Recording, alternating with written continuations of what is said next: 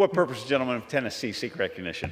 To greet the Speaker and to ask for immediate consideration and move and suspend the rules for passage of H.R. 2992, the Traumatic Brain Injury and PTSD Law Enforcement Training Act, as amended by Mr. Pasquale of New Jersey.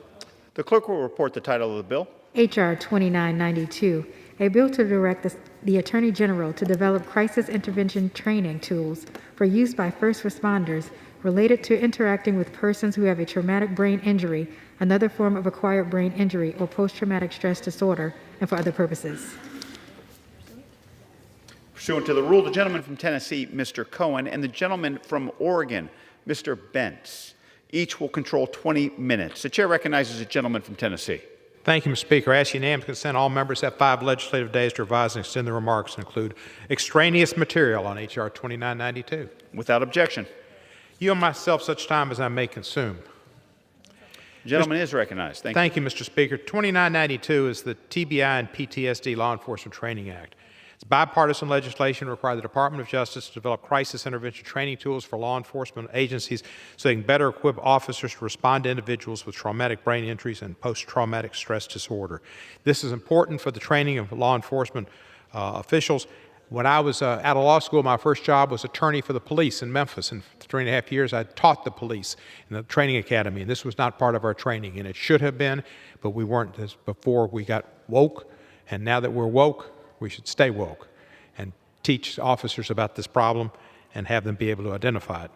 According to the Centers for Disease Control and Prevention, between 3.2 million and 5.3 million people live with traumatic brain injury-related disability in the United States, and approximately 7% of Americans will experience such disorder at some point in their lives.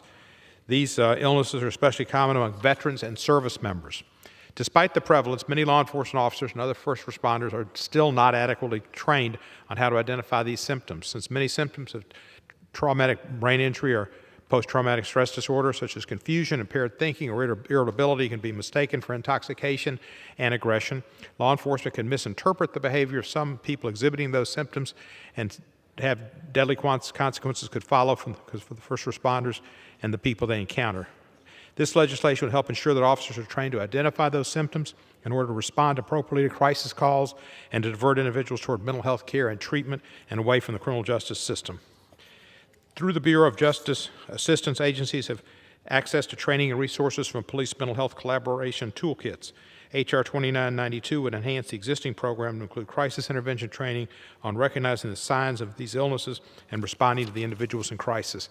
It requires the CDC also to study occurrence of concussion and TBI among law enforcement officers and first responders, many of whom suffer from this, and they need to be given treatment if they are.